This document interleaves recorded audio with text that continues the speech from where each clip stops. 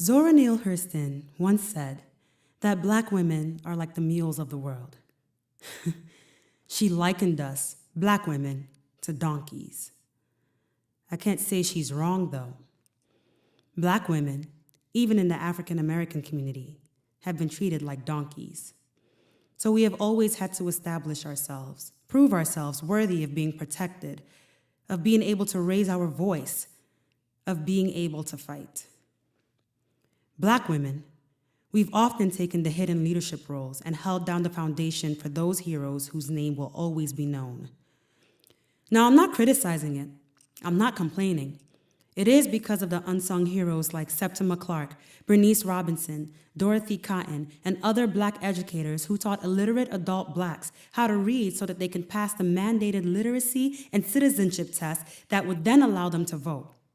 It was women like Georgia Gilmore who sold cooked and baked goods and turned over all monies to Montgomery Improvement Association, which, by the way, was a male-dominated organizing unit during the Civil Rights Movement, that really held down and pushed the Civil Rights Movement forward. Yet Black women were never concerned with gaining publicity or being publicly rewarded. No. What's important isn't generating public sympathy or generating publicity, but obtaining our goal. The last thing I ever wanted to do is to stand here and gain publicity or benefit from anything anyone can offer. I would much rather that my son was alive and that Black and brown people were not the target of police brutality. I would much rather that my son was alive.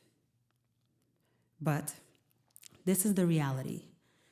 And I stand here as a mother, and I try to put meaning behind his death. His life has to have meaning. This all must count for something. It is 2017, and there are some parallels between what was being fought for during the Civil Rights Movement and the Black Lives Matter movement, and the main one is respect for Black and brown people. One difference, though, is that Black women are stepping forward and moving the movement along, not waiting for the men to push their authority to gain momentum.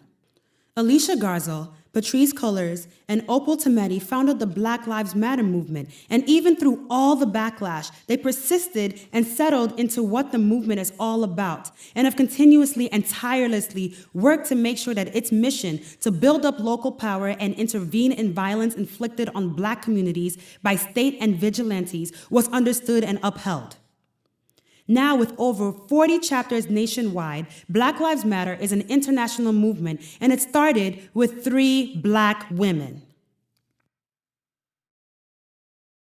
I want to take this time to recognize some of the mothers of children who lost their lives to police brutality, because if it wasn't for their willingness to speak out and share their stories and experiences, even through their grief and pain and anger, many of these injustices would still go unnoticed.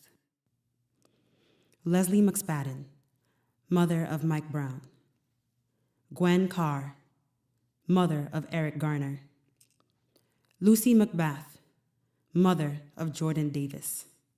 Maria Hamilton, mother of Dontre Hamilton. Cleopatra Pendleton Cowley, mother of Hadia Pendleton. Geneva Reed Veal, mother of Sandra Bland. Samaria Rice, mother of Tamir Rice. Sabrina Fulton, mother of Trayvon Martin.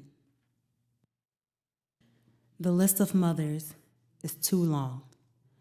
The list of children that have lost their lives to police brutality is too long. I can't mention all of their names. The list is too great. There are too many grieving mothers. But we stand together to fight and make sure that no other mother joins this circle. In this fight, this movement, we applaud all the women that take a stand for and with us. We are not fighting this alone, and we will acknowledge all the work and sacrifices that Black women have made in this struggle.